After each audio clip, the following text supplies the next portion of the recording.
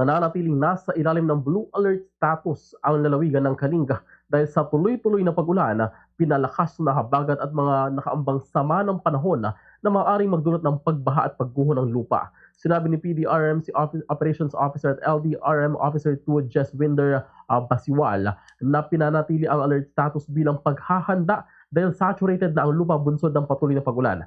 Anyang unang ipinatupad ang blue alert noong Agosto 6 kasabay ng bagyong Maymay at pinagpatuloy ito dahil sa umiiral na habagat at isa pang weather disturbance na binabantayan naman ng otoridad.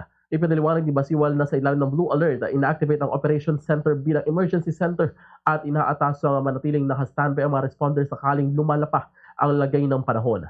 Sa kasalukuyan nakahanda na para sa deployment ang mga emergency response personnel ng lalawigan at patuloy ang koordinasyon ng iba't ibang response clusters. Fast sa radyo! Bombo!